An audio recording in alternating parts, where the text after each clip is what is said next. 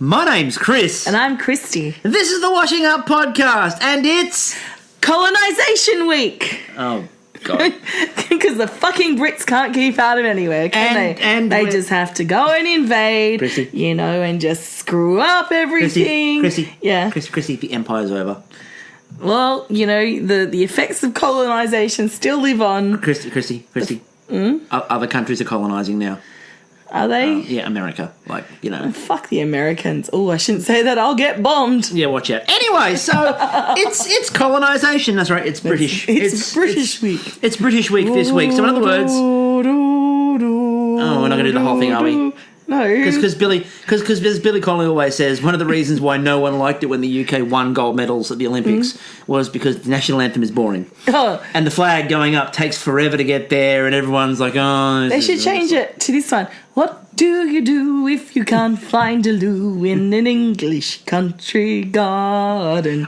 You pull down your pants and you fertilise the pants. I much preferred his idea of the theme to the Archers. But anyway. And I'd keep going with that, but they'd want a royalty fee. So anyway, we actually probably should have started it. My name's Chris. And I'm Kristie. This is the Washing Up Podcast, and it's the Great British Bake Off. No, it's not the Great British Bake Off. Anyway, so it was British Week in... It's not the Great British Bake Off It's week. definitely not the Great British Bake Off this week. There was... Now, before we get underway, we just have to point out, we didn't put the drinking game cards out, but there was a very good reason. Mary Berry had that covered. Look, it's just booze it up. Look, really. to be honest with you, is Mary watching? No, she's not watching. She's but drinking. That doesn't mean she doesn't always have the drinking game covered. Right? God bless you, Mary Berry. Yes. God bless us, everyone. So, 5 people left in the shed. Indeed. Including Raisa, who at the beginning was after a creamy spotted dick. Yes, that was her hope was that she could find a creamy spotted dick.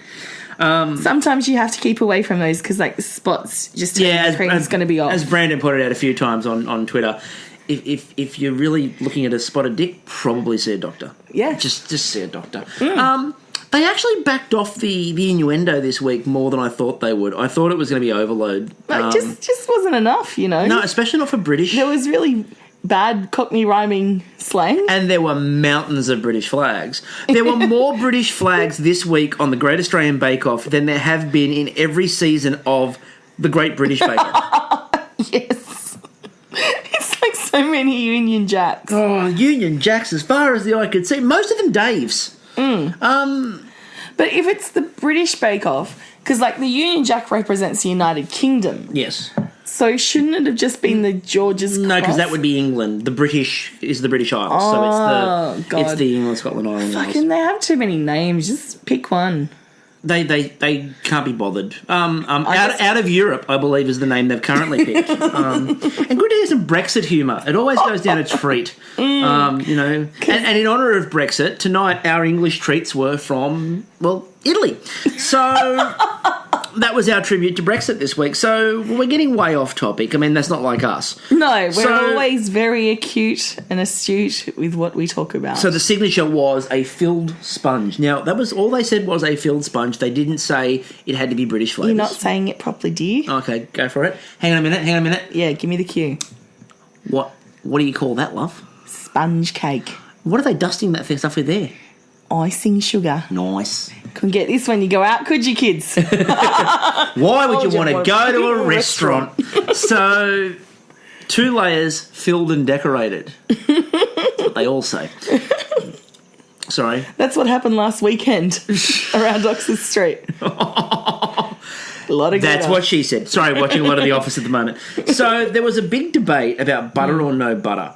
Now, I felt personally that there was a couple of reasons why this was really amusing to me. The main one being that Matt and Maggie had to open up her dragon hoard. But Matt and Maggie were all indignant. Butter. They were all indignant about the fact that there was no butter in some of these bakes, and we'll talk about what they used in a minute. But they got really indignant, like, no butter? There must be butter. Let's flash back to last week when there was a whole challenge dedicated to no butter.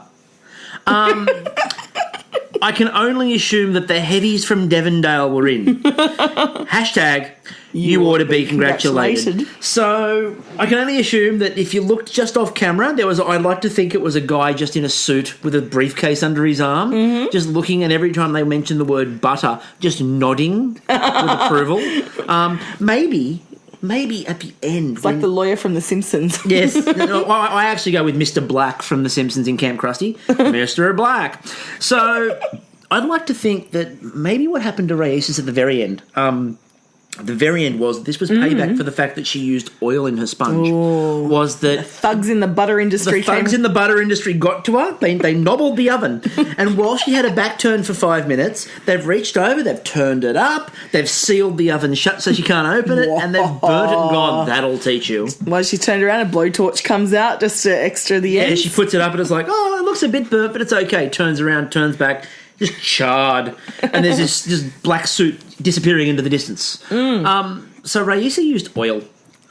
Dave used condensed milk. Do you think she was sponsored by Valvoline? You know what I mean. Dave used condensed milk. Well, Devondale do condensed milk, so that do they? Partial credit. Oh, okay. Claudia I've only seen the carnation. Claudia used hot water, which struck me as a very German sponge. It was a German sponge, which meant that when she was making the sponge, it was beaten within an inch of its life. So the hot water. It was very German. It was very German.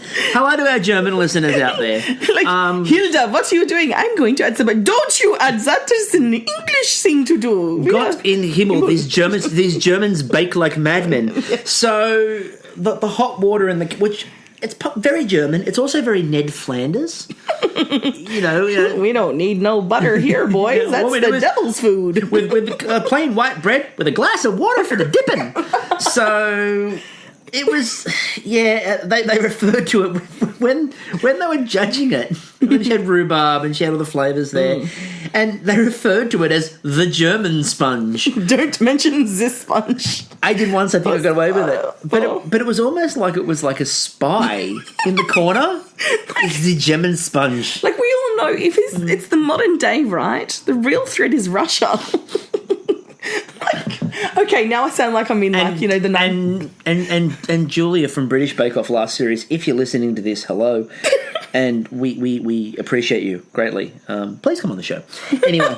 No, not her. She's not her. She's British now. Yeah. So I get what you mean though. She's defected and left. She's defected. Making it sound like the plot of the musical Chess. She's defected to Britain. It's like baking the musical. One night with Bakewells and the world's your oyster. Anyway, so we'll come to the Bakewell in a minute. But it was interesting because the German sponge apparently wasn't missing the butter. And Matt loved the tartness. Again, another phrase that I'm pretty sure was mentioned last Saturday night. Common phrase when people hang around me. Not missing the tart. Well, we did find out, of course. I am carrying the family legacy of the cheerful tart. The cheerful tart. Yes. So, but apparently Matt loves the tartness. So, congratulations. As all good men should. Congratulations. All people who are into tarts. Congratulations. Yes. I've been loved by Matt Moran. Matt, I own 18 restaurants, Moran. We'll come back to that. Dave with the royal sponge. Now, everything Dave did, and I mentioned about the flag before, but there was another trope that Dave kept on going back to.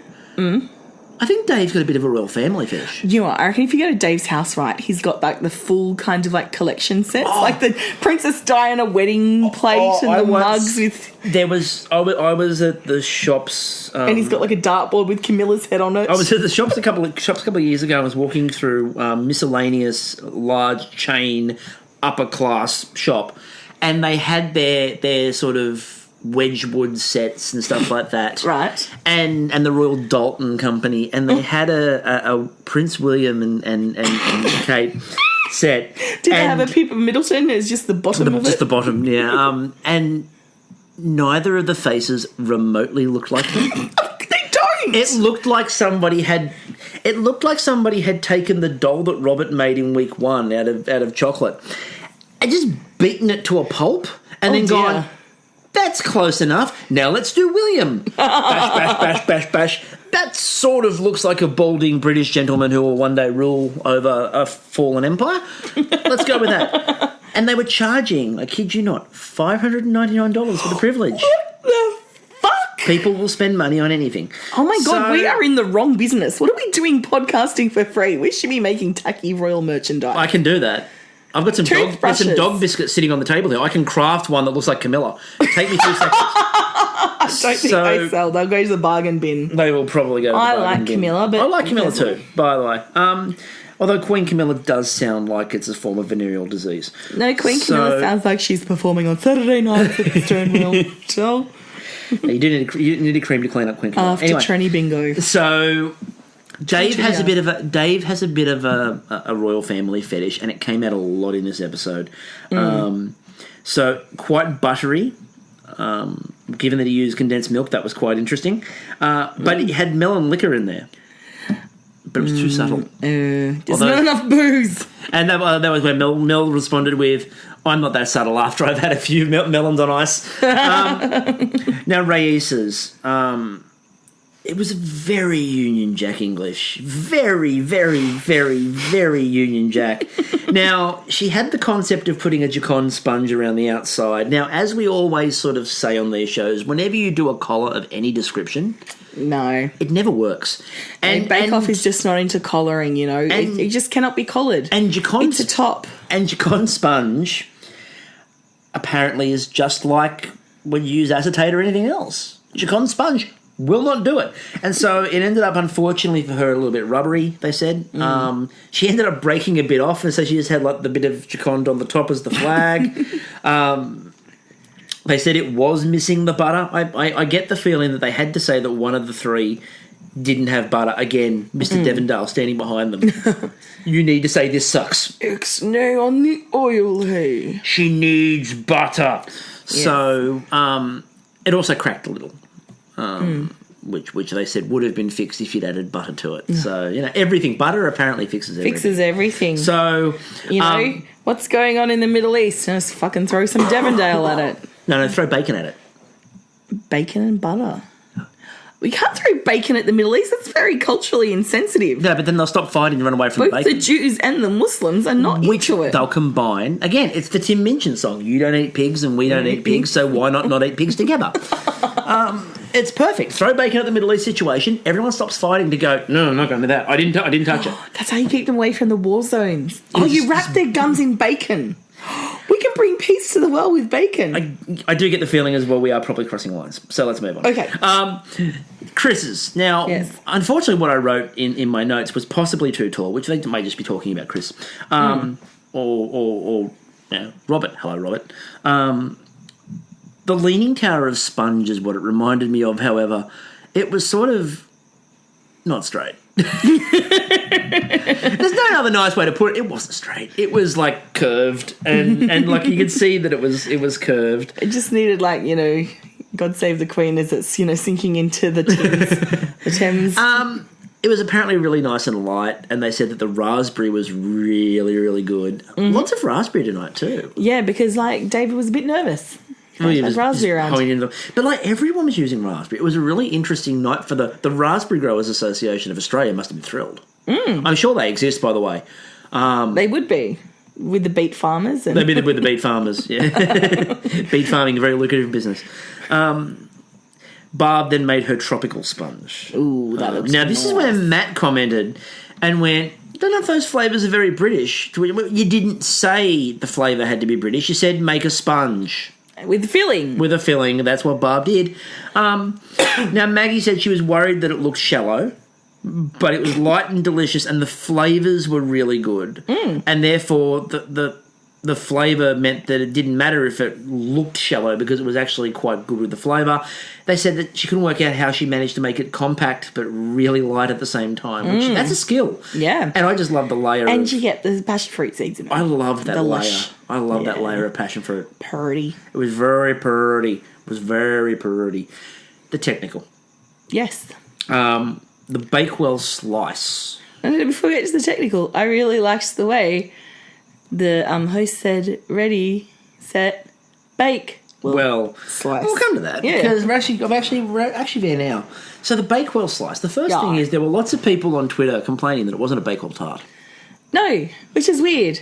But, like, Do they sell it as a slice in England as well? Because you can get them here in Australia. They sell everything as a slice. Because you can go to your local, bakery here and get yourself a Bakewell slice done like that. I probably would have liked to have seen it as a Bakewell tart simply because that is like, if I'm thinking British Bake Off, I'm probably thinking it's a Bakewell tart. They've done it a few times now.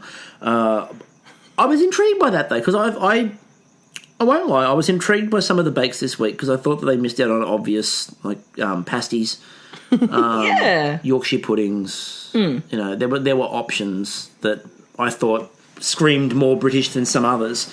Like, just a filled sponge, I thought, come on, do it, like, do a pasty. That'd be cool. Yeah. Do something savoury. But the Bakewell slice it was, where this was one of my favourite Mel Bottle lines. And by the way, again, jumper game on point, and Claire's skirt game was just bang on tonight. I preferred her shoes. They were gorgeous. They were gorgeous. Nice red ones. So this is where they went, Matt would like you to make a Bakewell slice. I'd like you to make nachos, but I don't own 18 restaurants, so no one listens to me. Wait to the showstopper, Mel. But the nacho comment then prompted Twitter. To just go into this spiral of nachos. I want nachos. Can we have nachos? I want nachos. I'm hungry for nachos. You make good nachos. Now, we were talking about... Can we do nachos for dinner tomorrow We can do nachos for dinner. We're just organising our dinner on the podcast. Nacho man. So, I was thinking about it.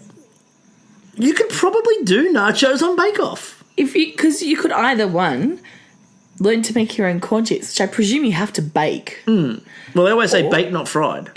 Or you have to, like, tortilla it up, which, if you can put a dump noodle in a pan, it's a type of bread. You can put anything in a pan.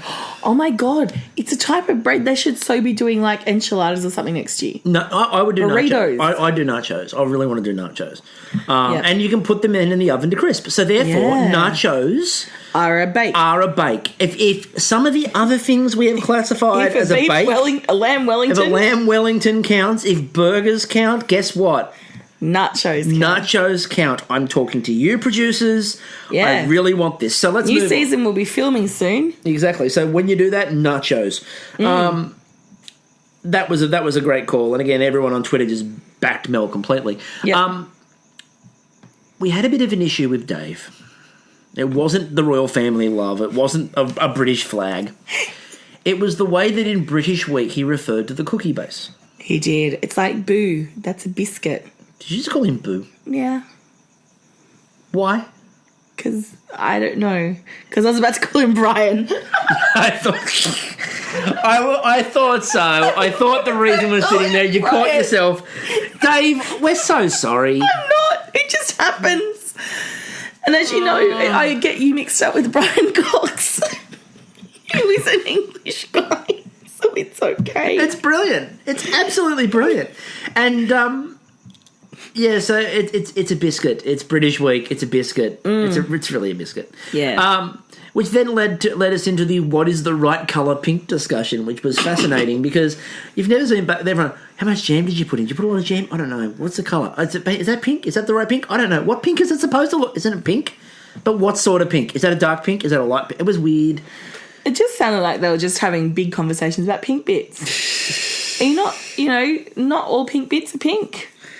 Some of them are a bit darker. And meanwhile, what they should have been doing is focusing instead on, their feathering because poor Barb, while they're in the middle of a discussion about the pink and what flavour, what sort of pink and what colour pink it should be, some of their icing set a little much. Like Barb's set, Raisa's set as well. And fucking David's laser precision, though, with that feathering. Including his dancing afterwards. Yes.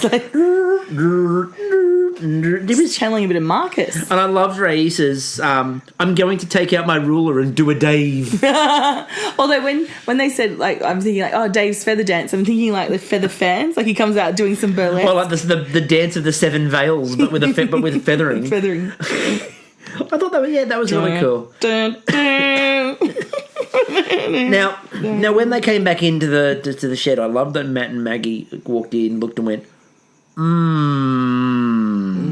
before they started. Not the greatest noise heard. No, not the greatest noise heard this week on lifestyle television. Wow. Wow. You don't know what we're talking about. If you don't know what we're talking about... Selling Houses Australia. I will actually... It's on my Twitter, yes. at RedDwarf40. I'll put it up on there. Selling Houses Australia last night, there was the real estate agent walked in to this redone church in the new series. He looked at the ceiling, he looked at the new place and said wow, but he didn't say wow. He basically growled it. Wow. That is very much what he did. And then I may have looped it for about 5 minutes. And it gets funnier as you watch it. It's one of those like the Sideshow Bob in The Simpsons with the rakes. He steps on them and it stops getting funny and then it gets really funny. So when they did the judging, Barb, the icing had been too hard when she did it, but they said it was uniform. It was still moist, but it also had the crisp base as well. That was good. Yeah. Raisa's, they said the feathering wasn't uniform, and also she sort of rushed the cut a little bit, so the cut wasn't quite on. They said that the jam was good and it had good flavour, bit crispy on the bottom. Chris's was light in colour. This goes back to the pink discussion. He wanted a delicate pink. Delicate pink. I think it was also that he'd not set aside jam and just thrown the white in and went, well, I mean, that's the pink I want. I was wondering if Claudia was having some flashbacks, because remember, the only thing so far this season that Claudia's stuffed up was when she did the jam that went crystallised. Oh, that's right. When she crystallised the jam. That's the only thing so far that I can remember where Claudia's done something and they went, that didn't work. So I wonder if there was like a Nam style flashback with like Claudia, you weren't there, man. I'm the jam. Slices, jam slice, Bakewell slice. Chris's were light in colour, but the feathering was wonderful. The flavour and the biscuit were all really good. Claudia, they said the feathering wasn't quite uniform, but the biscuit was absolutely perfect. Yeah. They said it melted. Dave, the feathering and the slice was perfect. Everything, as you put it, was perfect. Brian brought it. I used it because there's some alliteration to be used there. Okay, so puddings. Brian brought it, baby. There you go. Anyway, Dave did it, darling. There you go. It doesn't sound as good. What if he used his real name as opposed to his Kristie name? I've Kristied him. You've Kristied him. Much like Raisa was going to Dave it with a ruler, you have Kristied Dave by calling him Brian. That works on some level, people. If you can work it out, answers on the back of a postage stamp.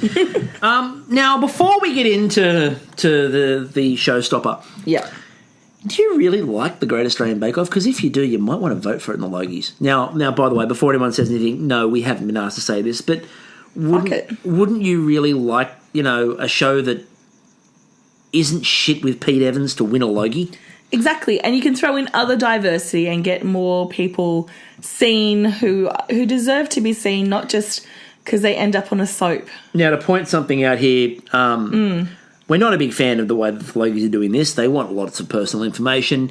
Give them a pseudonym. I personally suggest Guy Incognito. Or Santos El Helper. Or Anonymous.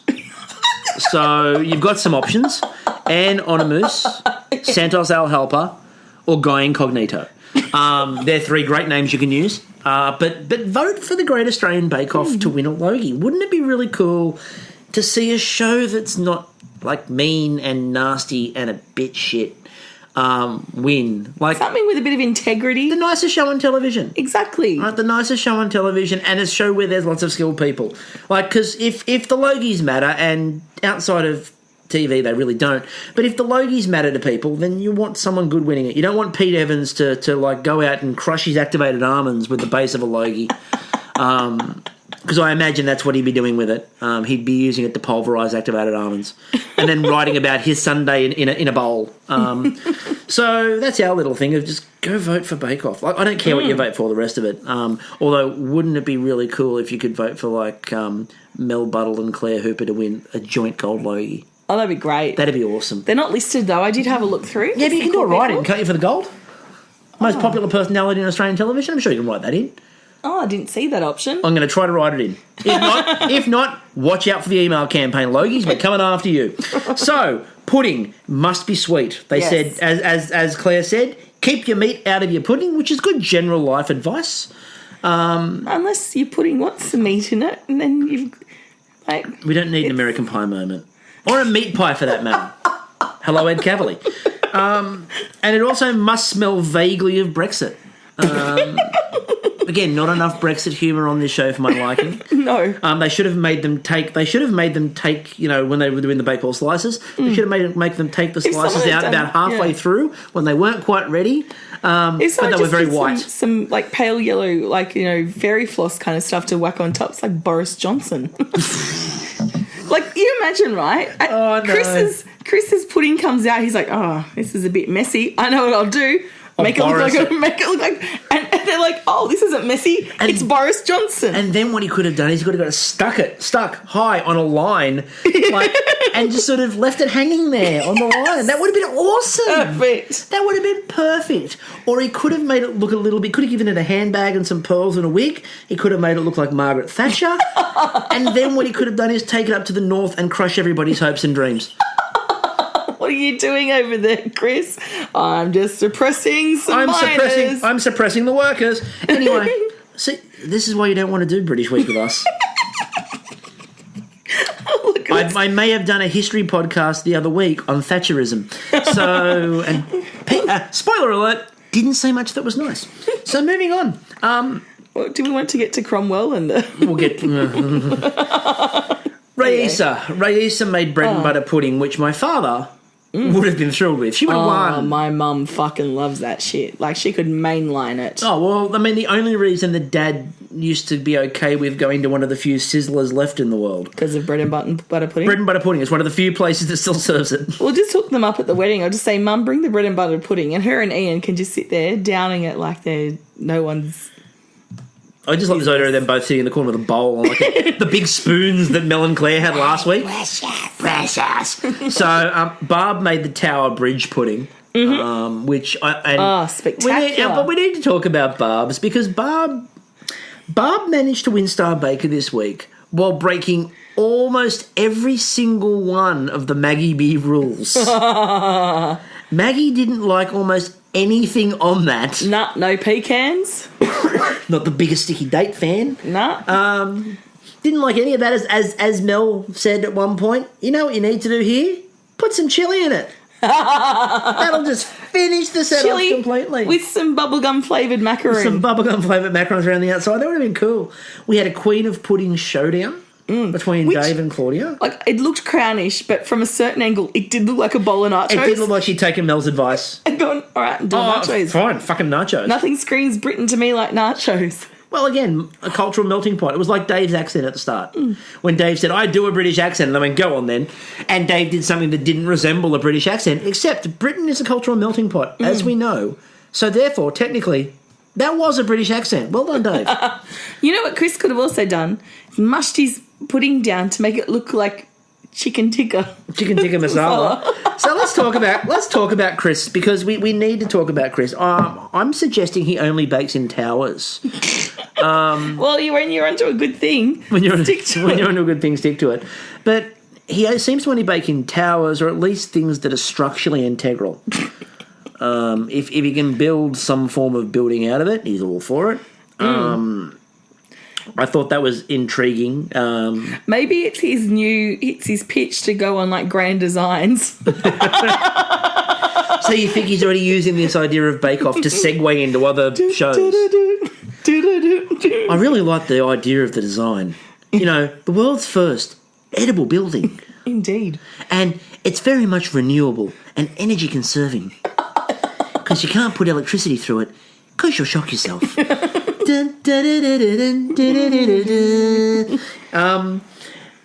Who knew, by the way, that it would be Dave that would use the booze in honour of Mary Berry for this episode?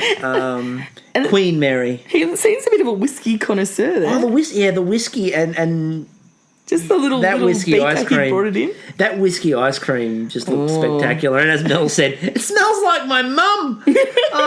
But I'm expecting now, going up on the shelves at your local Woolies, raspberry and whiskey ice cream by Maggie B. The Maggie B special.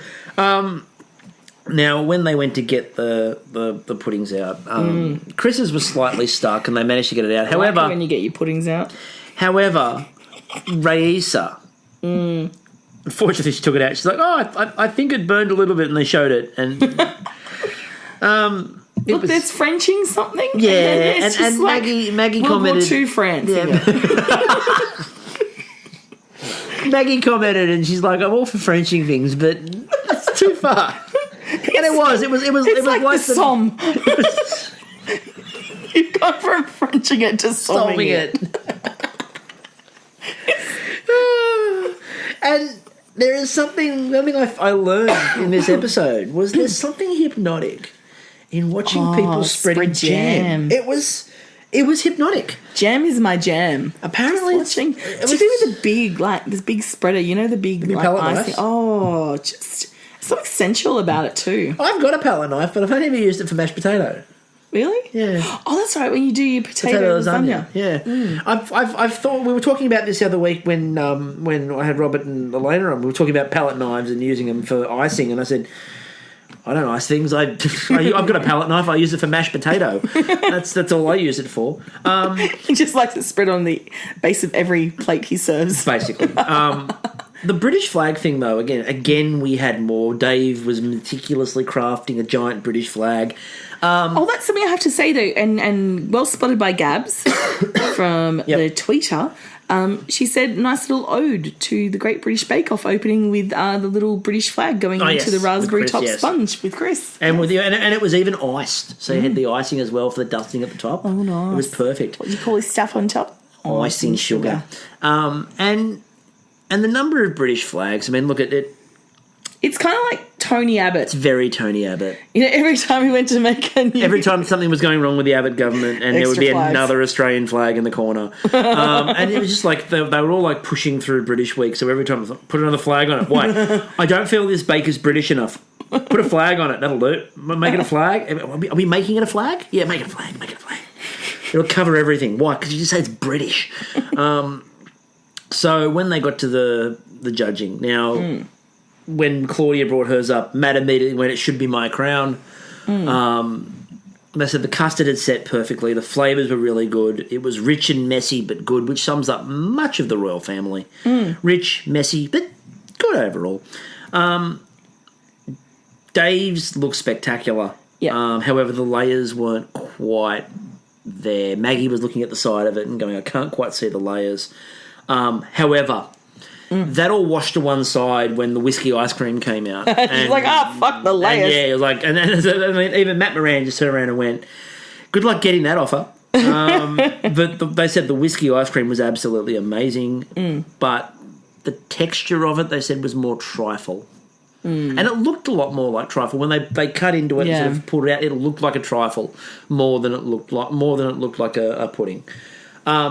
Raisa, as I said, unfortunately for poor Raisa, it burnt. Just wasn't her best. She just wasn't on this week. And they said the custard was amazing, but the bread took it all. Yeah, the bread's like, this custard is fucking good. The bread was like, excuse me, this is so fucking good. I'm just going to eat it all. Yeah, fuck you, Mackie. Fuck bad you, luck. mate. Bad luck. I'm a hungry bread. You can deal with it. Now, they said that Chris's looked messy, and I may have yelled at the TV. It's informal! It's Great British Bake Off Week. It's informal. Yeah. It's informal. It's not messy. The flavours were good, but it was a bit dry. That was their big complaint. Yeah. Now, Maggie took out her frustration on Barb's on the bridge.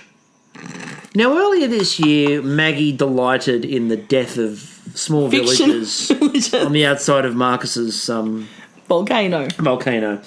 And tonight she may have collapsed Tower Bridge, and she was like this.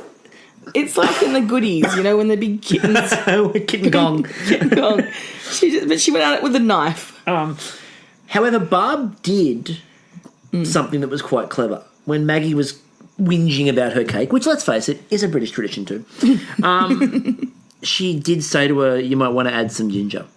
And so she put enough in there to compensate for the loss of Robert last week. Exactly. Solidarity, brother. Now, it was light, but it wasn't quite as sweet. Now, when Barb was putting that in, she goes, I don't know how much, but I'm going to just put it all in because Maggie loves ginger. What's she going to say? Oh, there's too much ginger? I don't think so.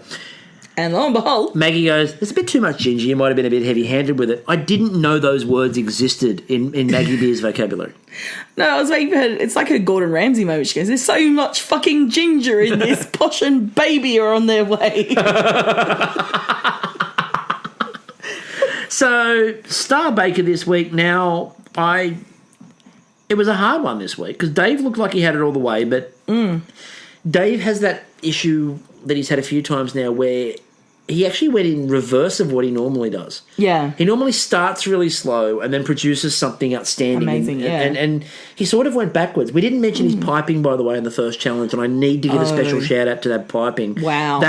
The piping on his blue sort of cake was Amazing. incredible. So perfect. A little Italian-American plumber. Just want to jump all over it. And again, I'd keep going, but they'd want a royalty. So his piping was amazing. He did a really good job of the first two. Yeah. Third one wasn't quite there, so that sort of opened the door. Claudia's was great, and you can see Twitter getting a bit twitchy, going, we love Claudia, but again, share the love. and that's the thing. As we said, everyone has been so good. Yeah. That it's not a case of there's no favoritism. Claudia's been that good, but they've all been really good. And there've been a couple of weeks where it could have gone to one or two. It hasn't gone that way this week. Barb did get it, and I thought that she deserved it, but I also thought there was a little bit of we probably should have given it to you the other week, and we didn't. Yeah. Have it now. It's like the Oscars. Yeah, you don't win for that year's film. You win for 3 years before, or in Martin Scorsese's case, you win for a lifetime of we're not going to give you an award. Suddenly, The Departed is the greatest film he's ever made, and everyone's like, it's a piece of crap. It's not, but we haven't given Scorsese an Oscar, and he might die soon. He's getting old. Give him the Oscar. Okay, The Departed. So. But we actually mean Moonlight, sorry. Yeah, Moonlight. So, Barb 1-star Baker, and well deserved. And again, her outfit game tonight. Brilliant. Bow ties are cool. Yeah. The French fry socks were amazing. The bow tie was cool. Should have been a Fez or a Stetson. Stetson, yes. One or the other would have been great. She has options. She has options. I wear a Fez now. But bow ties are cool. It was Raisa's time. Yeah. She's had a couple of weeks where she's not been bad, but there's been a couple of ones where it's been wobbled a little bit. Yeah. And again, not that she's been horrible, because we said no one in this series has been horrible.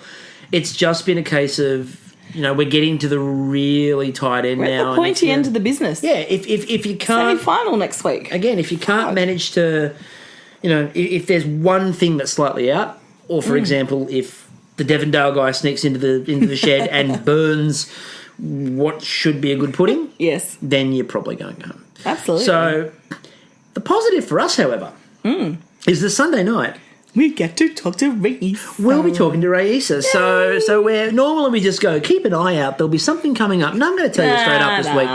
Because we've got a lot coming up. So this week we will be talking to Raisa on Sunday. So keep your ears open for that podcast. It should be an absolutely fantastic chat. Oh, really looking forward to having a chat with her. Although I did mishear what she said to the guy. Yeah, go for it. She goes, you're going to rock the final. And for some reason my head heard, you're going to fuck the final. And I'm like, whoa, Raisa, lay it all out at the end. It's not a case of her going, you're going to fuck the final like you're going to ruin it. It's like, you're going to fuck this final. Yeah. This final was going to be great.